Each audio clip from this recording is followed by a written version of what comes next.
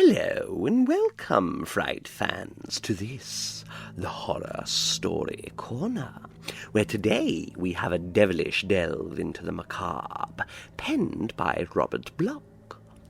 It concerns a man named Martin, who unfortunately has turned to crime, following a rather miserable and lonely upbringing. However, Martin will not let his past command him, and just as he's deciding to alter his path towards the good, screaming and screeching, along comes the hell-bound train, and a conductor that has a proposition for Martin, a proposition that may just bring him here, to us, in the Horror Story Corner. I hope you enjoy that hell-bound train. When Martin was a little boy, his daddy was a railroad man. He never rode the high iron, but he walked the tracks for the CB&Q, and he was proud of his job. And when he got drunk, which was every night, he sang this old song about that hell-bound train. Martin didn't quite remember any of the words, but he couldn't forget the way his daddy sang them out. And when Daddy made the mistake of getting drunk in the afternoon and got squeezed between a Penzi tank car and an AT and SF gondola, Martin sort of wondered why the Brotherhood didn't sing the song at his funeral. After that, things didn't go so good for Martin, but somehow he always recalled Daddy's song. When Mum up and ran off with a travelling salesman from Kirkuk, Dad must have turned over in his grave knowing she'd done such a thing, and with a passenger too. Martin hummed the tune to himself every night in the orphan home, and after Martin himself ran away, he used to whistle the song at night in the jungles, after the other Bindlestiffs were asleep. Martin was on the road for 4-5 years before he realized he wasn't getting any place. Of course, he tried his hand at a lot of things, picking fruit in Oregon, washing dishes in a Montana hash house, but he just wasn't cut out for seasonal labor or pearl diving either. Then he graduated to stealing hubcaps in Denver, and for a while he did pretty well with tires in Oklahoma City. But by the time he'd put in 6 months on the chain gang down in Alabama, he knew he had no future drifting around this way on his own. So he tried to get on the railroad, like his dad had, but they told him times were bad, and between the truckers and the airlines and those fancy new Fintels General Motors were making, it looked as if the days of the high ballers were just about over. But Martin couldn't keep away from the railroads. Wherever he travelled, he rode the rods. He'd rather hop a fright heading north in sub-zero weather than lift his thumb to hitch a ride with a Cadillac headed for Florida. Because Martin was loyal to the memory of his daddy, and he wanted to be as much like him as possible, come what may. Of course, he couldn't get drunk every night, but whenever he did manage to get a hold of a can of Sterno, he'd sit there under a nice warm culvert and think about the old days. Often as not, he'd hum the song about that hell-bound train. That was the train the drunks and sinners rode, the gambling men and the grifters, the big-time spenders, the skirt chasers, and all the jolly crew. It would be fun to take a trip in such good company, but Martin didn't like to think of what happened when that train finally pulled into the depot way down yonder. He didn't figure on spending eternity stoking boilers in hell, without even a company union to protect him. Still, it would be a lovely ride, if there was such a thing as a hell-bound train, which of course there wasn't. At least Martin didn't think there was, until that evening when he found himself walking the tracks, heading south, just outside of Appleton Junction. The night was cold and dark. the way November nights are in the Fox River Valley, and he knew he'd have to work his way down to New Orleans for the winter, or maybe even Texas. Somehow, he didn't much feel like going, even though he'd heard tell that a lot of those Texans' automobiles had solid gold hubcaps. No, sir, he just wasn't cut out for petty larceny. It was worse than a sin. It was unprofitable too. Bad enough to do the devil's work, but then to get such miserable pay on top of it. Maybe he'd better let the Salvation Army convert him. Martin trudged along, humming Daddy's song, waiting for a rattler to pull out of the junction behind him. He'd have to catch it. There was nothing else for him to do. Too bad there wasn't a chance to make a better deal for himself somewhere. Might as well be a rich sinner as a poor sinner. Besides, he had a notion that he could strike a pretty shrewd bargain. He'd thought about it a lot these past few years, particularly when the sterno was working. Then his ideas would come on strong, and he could figure a way to rig the setup. But that was all nonsense, of course. He might as well join the gospel shouters and turn into a working stiff like all the rest of the world. No use dreaming dreams. A song was only a song, and there was no hell-bound train. There was only this train, rumbling out of the night, roaring towards him along the track from the south. Martin peered ahead, but his eyes couldn't match his ears, and so far all he could recognize was the sound. It was a train, though. He felt the steel shudder and sing beneath his feet. And yet, how could it be? The next station south was Nina Menasha, and there was nothing due out there for hours. The clouds were thick overhead, and the field mists rolled like a cold fog in a November midnight. Even so, Martin should have been able to see the headlights as the train rushed on, but there were no lights. There was only the whistle, screaming out of the black throat of the night. Martin could recognize the equipment of just about any locomotive ever built, but he'd never heard a whistle that sounded like this one. It wasn't signaling, it was screaming like a lost soul. He stepped to one side, for the train was almost on top of him now, and suddenly there it was, looming along the tracks and grinding to a stop in less time than he'd ever believed possible. The wheels hadn't been oiled, because they screamed too, screamed like the damned. But the train slid to a halt, and the screams died away into a series of low, groaning sounds, and Martin looked up and saw that this was a passenger train. It was big and black, without a single light shining in the engine cab, or any of the long string of cars, and Martin couldn't read any lettering on the sides, but he was pretty sure this train didn't belong on the northwestern road. He was even more sure when he saw the man clamber down out of the forward car. There was something wrong about the way he walked, as though one of his feet dragged. And there was something even more disturbing about the lantern he carried, and what he did with it. The lantern was dark, and when the man alighted, he held it up to his mouth and blew. Instantly the lantern glowed redly. You don't have to be a member of the Railway Brotherhood to know that this is a mighty peculiar way of lighting a lantern.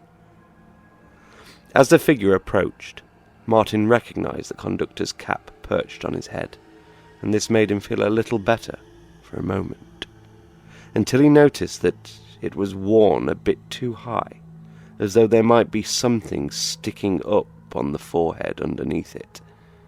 Still, Martin knew his manners, and when the man smiled at him, he said, "Good evening, Mr. Conductor."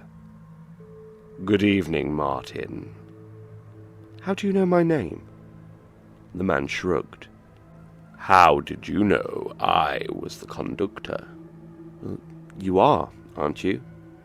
"To you, yes. Although other people in other walks of life may recognize me in different roles. For instance, You ought to see what I look like to the folks out in Hollywood, the man grinned. I travel a great deal, he explained. What brings you here? Martin asked. Why, you ought to know the answer to that, Martin. I came because you needed me. I did? Don't play the innocent. Ordinarily, I seldom bother with single individuals anymore. The way the world is going, I can expect to carry a full load of passengers without soliciting business. Your name has been down on the list for several years already.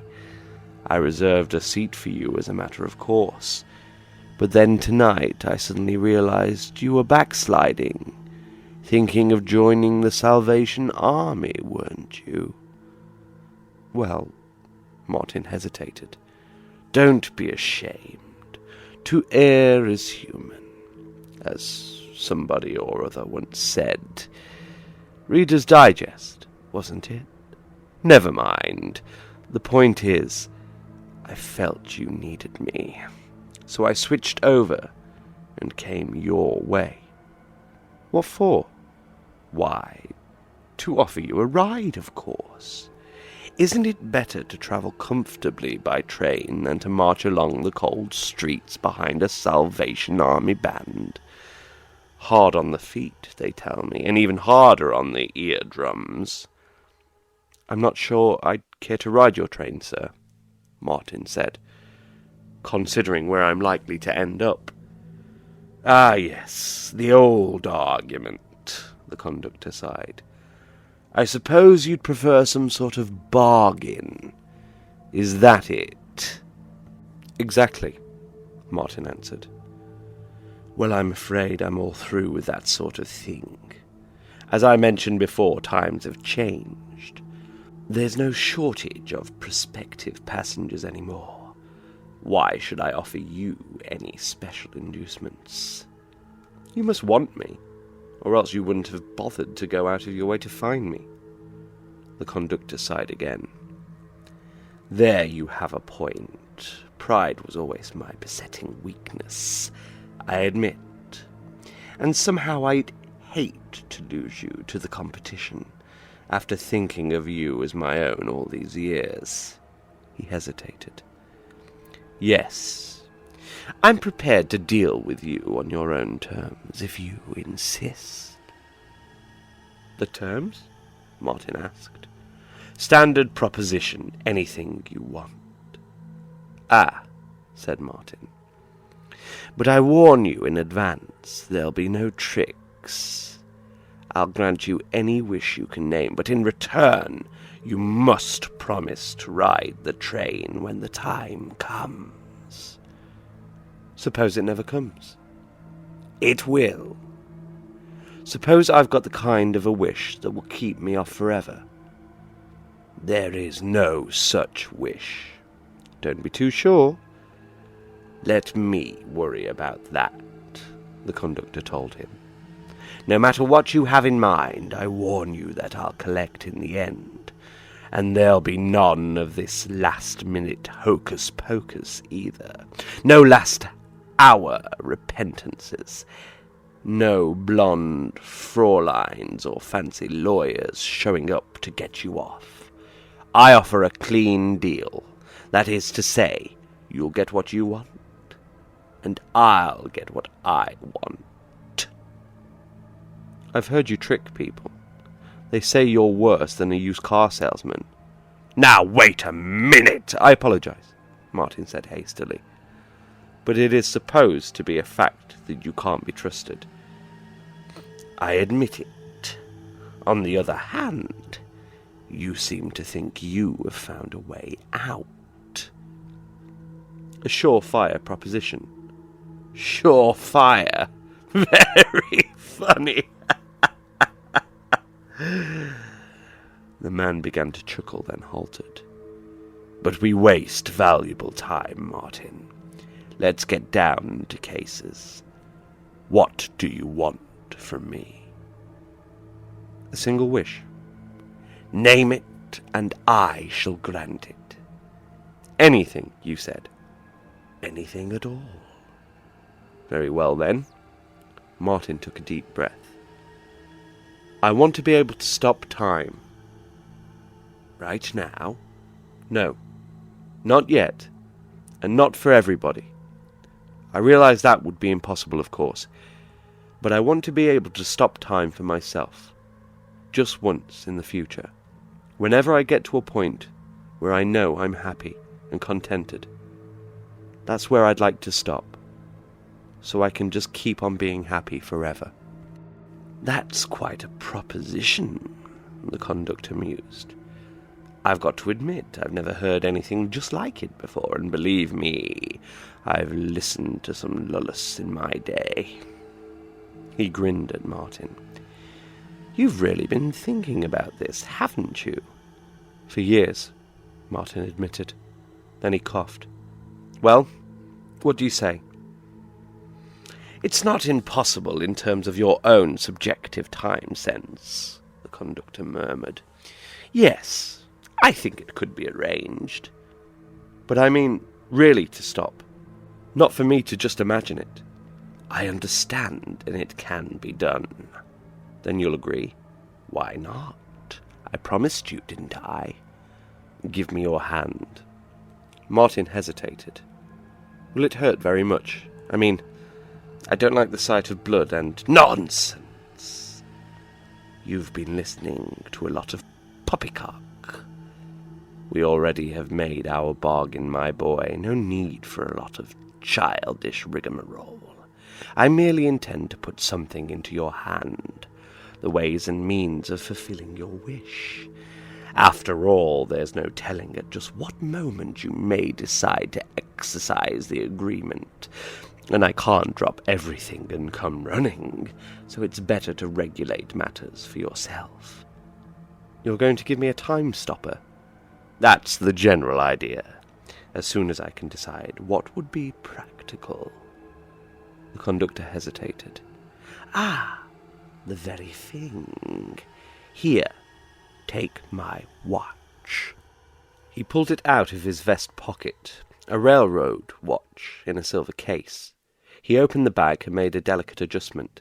Martin tried to see just exactly what he was doing, but the fingers moved in a blinding blur. There we are, the conductor smiled. It's all set now. When you finally decide where you'd like to call a halt, merely turn the stem in reverse and unwind the watch until it stops.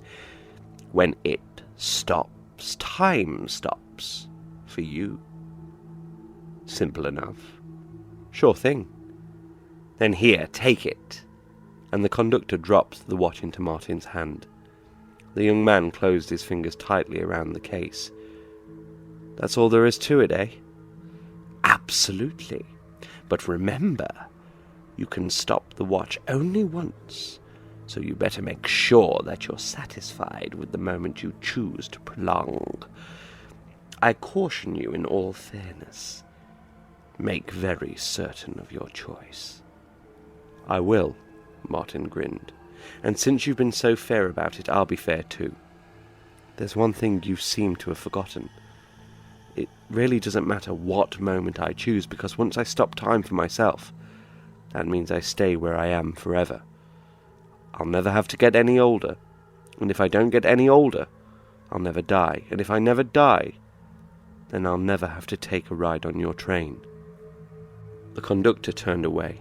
His shoulders shook convulsively, and he may have been crying.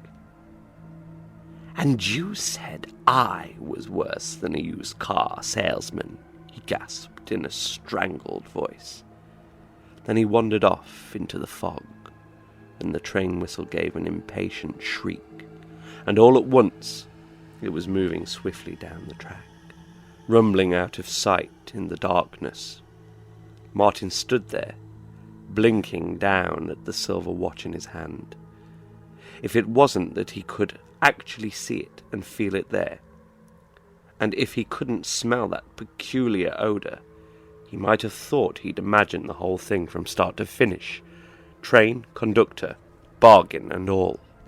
But he had the watch, and he could recognise the scent left by the train as it departed. even though there aren't many locomotives around that use sulphur and brimstone as fuel. And he had no doubts about his bargain. Better still, he had no doubts as to the advantages of the pact he'd made.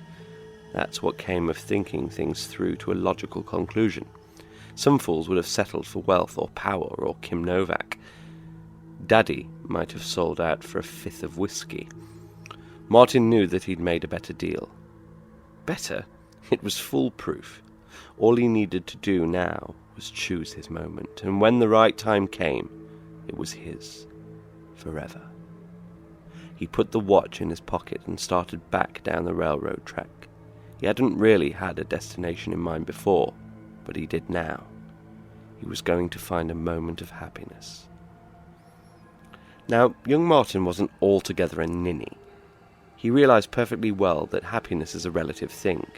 There are conditions and degrees of contentment, and they vary with one's lot in life. As a hobo, he was often satisfied with a warm handout, a double-length bench in a park, or a can of Sterno made in 1957, a vintage year. Many a time he had reached a state of momentary bliss through such simple agencies, but he was aware that there were better things. Martin determined to seek them out. Within 2 days, he was in the great city of Chicago. Quite naturally, he drifted over to West Madison Street, and there he took steps to elevate his role in life. He became a city bum, a pen handler, a moocher. Within a week, he had risen to the point where happiness was a meal in a regular one-arm luncheon joint, a 2-bit flop on a real army cot in a real flop house, and a full fifth of muscatel. There was a night, after enjoying all 3 of these luxuries to the full, when Martin was tempted to unwind his watch at the pinnacle of intoxication. Then he remembered the faces of the honest Johns he'd braced for a handout today. Sure, they were squares, but they were prosperous. They wore good clothes, held good jobs, drove nice cars, and for them happiness was even more ecstatic. They ate dinner in fine hotels, they slept on inner-spring mattresses, they drank blended whiskey. Squares or no, they had something there. Martin fingered his watch, put aside the temptation to hock it for another bottle of muscatel, and went to sleep determining to get himself a job and improve his happiness quotient. When he awoke, he had a hangover, but the determination was still with him. It stayed long after the hangover disappeared, and before the month was out, Martin found himself working for a general contractor over on the south side, at one of the big rehabilitation projects. He hated the grind, but the pay was good, and pretty soon he got himself a one-room apartment out on Blue Island Avenue. He was accustomed to eating in decent restaurants now, and he bought himself a comfortable bed, and every Saturday night he went down to the corner tavern. It was all very pleasant. But the foreman liked his work, and promised him a raise in that month. If he waited around, the raise would mean that he could afford a second-hand car. With a car, he could even start picking up a girl for a date now and then. Lots of the other fellows on the job did, and they seemed pretty happy. So Martin kept on working, and the raise came through, and the car came through, and pretty soon a couple of girls came through. The first time it happened, he wanted to unwind his watch immediately, until he got to thinking about what some of the older men always said. There was a guy named Charlie, for example, who worked alongside him on the hoist. When you're young and don't know the score, maybe you get a kick out of running around with those pigs. But after a while you want something better. A nice girl of your own. That's the ticket. Well, he might have something there. At least Martin owed it to himself to find out. If he didn't like it better, he could always go back to what he had. It was worth a try. Of course, nice girls don't grow on trees. If they did, a lot more men would become forest rangers. And almost 6 months went by before Martin met Lillian Gillis. By that time, he'd had another promotion and was working inside, in the office.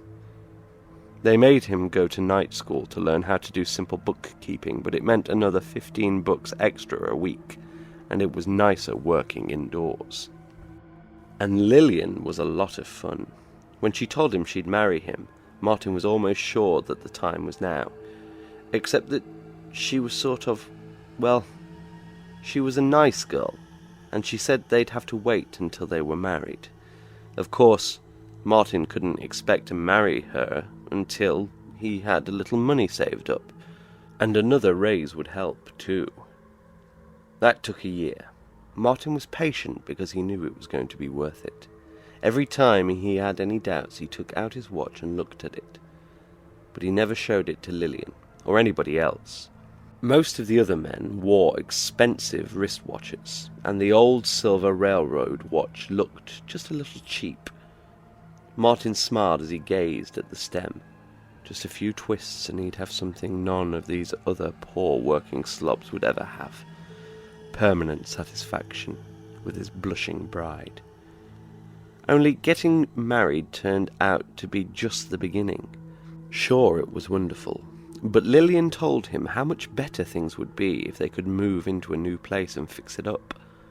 Martin wanted decent furniture, a TV set, a nice car. So he started taking night courses and got a promotion to the front office. With the baby coming, he wanted to stick around and see his son arrive, and when it came he realized he'd have to wait until it got a little older, started to walk and talk and develop a personality of its own. About this time the company sent him out on the road as a troubleshooter on some of those other jobs, and now he was eating at those good hotels, living high on the hog and the expense account. More than once he was tempted to unwind his watch. This was the good life, and he realized it could be even better if he just didn't have to work. Sooner or later, if he could cut in on one of the company deals, he could make a pile and retire. Then everything would be ideal. It happened, but it took time. Martin's son was going to high school before he really got up there into the chips. Martin got the feeling that it was now or never, because he wasn't exactly a kid anymore. But right about then, he met Sherry Westcott. And she didn't seem to think he was middle-aged at all, in spite of the way he was losing hair and adding stomach. She taught him that a toupee could cover the bald spot, and a cummerbund could cover the pot good. In fact, she taught him quite a number of things, and he so enjoyed learning that he actually took out his watch and prepared to unwind it. Unfortunately, he chose the very moment that the private detectives broke down the door of the hotel room, and then there was a long stretch of time when Martin was so busy fighting the divorce action that he couldn't honestly say he was enjoying any given amount. When he made the final settlement with Lil, he was broke again, and Sherry didn't seem to think he was so young after all, so he squared his shoulders and went back to work. He made his pile eventually, but it took longer this time, and there wasn't much chance to have fun along the way. The fancy dames in the fancy cocktail lounges didn't seem to interest him anymore, and neither did the liquor. Besides, the doc had warned him about that. But there were other pleasures for a rich man to investigate. Travel, for instance, and not riding the rods from one Hickberg to another either. Martin went around the world via plane and luxury liner. For a while it seemed as though he would find his moment after all. Visiting the Taj Mahal by moonlight, the moon's radiance was reflected from the back of the battered old watch case, and Martin got ready to unwind it. Nobody else was there to watch him, and that's why he hesitated. Sure, this was an enjoyable moment, but he was alone. Lil and the kid were gone. Sherry was gone, and somehow he'd never had time to make any friends. Maybe if he found a few congenial people, he'd have the ultimate happiness. That must be the answer. It wasn't just money or power or sex or seeing beautiful things. The real satisfaction lay in friendship. So on the boat trip home, Martin tried to strike up a few acquaintances at the ship's bar, but all these people were so much younger, and Martin had nothing in common with them. Also, they wanted to dance and drink, and Martin wasn't in condition to appreciate such pastimes. Nevertheless, he tried. Perhaps that's why he had the little accident the day before they docked in San Francisco. Little accident was the ship's doctor's way of describing it, but Martin noticed he looked very grave when he told him to stay in bed, and he'd called an ambulance to meet the liner at the dock and take the patient right to the hospital. At the hospital, all the expensive treatment and expensive smiles and the expensive words didn't fool Martin any. He was an old man with a bad heart, and they thought he was going to die. But he could fool them. He still had the watch. He found it in his coat when he put on his clothes and sneaked out of the hospital before dawn. He didn't have to die. He could cheat death with a single gesture, and he intended to do it as a free man, out there under a free sky. That was the real secret of happiness. He understood it now. Not even friendship meant as much as freedom. This was the best thing of all. To be free of friends or family or the furies of the flesh. Martin walked slowly beside the embankment under the night sky. Come to think of it, he was just about back where he'd started so many years ago. But the moment was good. Good enough to prolong forever. Once a bum, always a bum. He smiled as he thought about it, and then the smile twisted sharply and suddenly, like the pain twisting sharply and suddenly in his chest. The world began to spin, and he fell down on the side of the embankment. He couldn't see very well, but he was still conscious, and he knew what had happened. Another stroke, and a bad one. Maybe this was it. Except that he wouldn't be a fool any longer. He wouldn't wait to see what was still around the corner. Right now was his chance to use his power and save his life, and he was going to do it. He could still move. Nothing could stop him. He groped in his pocket and pulled out the old silver watch, fumbling with the stem. A few twists and he'd cheat death. He'd never have to ride that hell-bound train. He could go on forever. Forever! Martin had never really considered the word before. To go on forever. But how?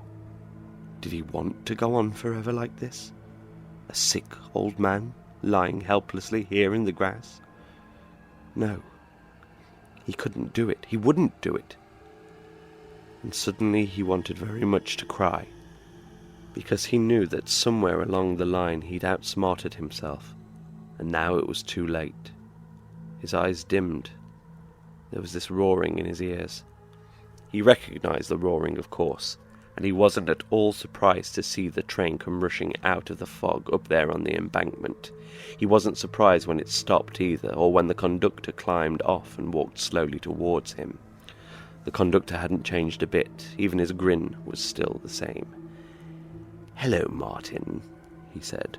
"All aboard." "I know," Martin whispered.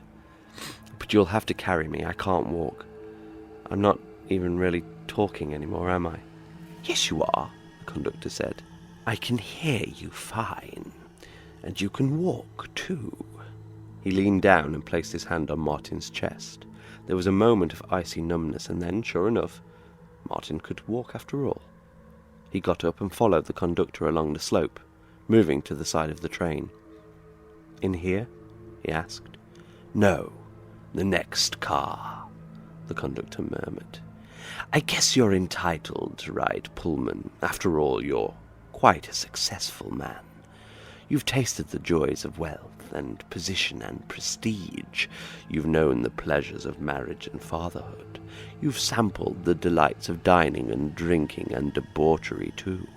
And you've travelled high, wide, and handsome, so let's not have any last-minute recriminations." "All right," Martin sighed. "I guess I can't blame you for my mistakes. On the other hand, you can't take credit for what happened either. I worked for everything I got. I did it all on my own. I didn't even need your watch." "So you didn't," the conductor said, smiling. "But would you mind giving it back to me now?" "Need it for your next sucker, eh?" Martin muttered. "Perhaps." Something about the way he said it made Martin look up. He tried to see the conductor's eyes, but the brim of his cap cast a shadow, so Martin looked down at the watch instead, as if seeking an answer there. "Tell me something," he said softly. "If I give you the watch, what will you do with it?" "Why, throw it into the ditch," the conductor told him. "That's all I'll do with it." And he held out his hand. "What if someone comes along and finds it, and twists the stem backwards and stops time?" "Nobody would do that," the conductor murmured, "even if they knew." "You mean it was all a trick? This is only an ordinary cheap watch?" "I didn't say that," whispered the conductor. "I only said that no one has ever twisted the stem backwards. They've all been like you, Martin, looking ahead to find that perfect happiness, waiting for the moment that never comes." The conductor held out his hand again. Martin sighed and shook his head. "You cheated me after all." "You cheated yourself, Martin. And now you're going to ride that hellbound train." He pushed Martin up the steps and into the car ahead. As he entered, the train began to move and the whistle screamed, and Martin stood there in the swaying Pullman, gazing down the aisle at the other passengers. He could see them sitting there, and somehow it didn't seem strange at all. Here they were, the drunks and the sinners, the gambling men and the grifters, the big-time spenders, the skirt chasers, and all the jolly crew. They knew where they were going, of course, but they didn't seem to be particularly concerned at the moment. The blinds were drawn on the windows, yet it was light inside, and they were all sitting around and singing and passing the bottle and laughing it up, telling their jokes and bragging their brags, just the way Daddy used to sing about them in the old song. "Mighty nice travelling companions," Martin said. "Why, I've never seen such a pleasant bunch of people. I mean, they seem to be really enjoying themselves." "Sorry," the conductor told him. "I'm afraid things might not be quite so enjoyable once we pull into that depot way down yonder." For the third time, he held out his hand. "Now, before you sit down, if you'll give me that watch, I mean, a bargain's a bargain." Martin smiled. "A bargain's a bargain," he echoed. "I agreed to ride your train if I could stop time when I found the right moment of happiness. So if you don't mind, I think I'll make certain adjustments." Very slowly, Martin twisted the silver watch stem. "No!" gasped the conductor. "No!" But the watch stem turned. "Do you realize what you've done?" the conductor panted. "Now we'll never reach the depot. We'll just go on riding, all of us, forever and ever." Martin grinned. "I know," he said. "But the fun is in the trip, not the destination. You taught me that. And I'm looking forward to a wonderful trip." The conductor groaned. "All right," he sighed, at last. "You got the best of me, after all. But when I think of spending eternity trapped here riding this train—" "Cheer up," Martin told him. "It won't be that bad. Looks like we have plenty to eat and drink. And after all, these are your kinds of folk." "But I'm the conductor. Think of the endless work that means for me." "Don't let that worry you," said Martin. "Look, maybe I can even help. If you were to find me another one of those caps now, and let me keep this watch." And that's the way it finally worked out. Wearing his cap and silver watch, there's no happier person in or out of this world, now and forever, than Martin. Martin, the new brakeman on that hell-bound train. Well, what do you know? A deal with the devil, and yet somehow a happy ending. I suppose it isn't all doom, gloom, and flesh-consuming here in the corner after all. And every so often, from the dark recesses, You may just spot that train travelling still on its endless and joyous journey towards eternity. Thank you for listening, and as ever, sleep well.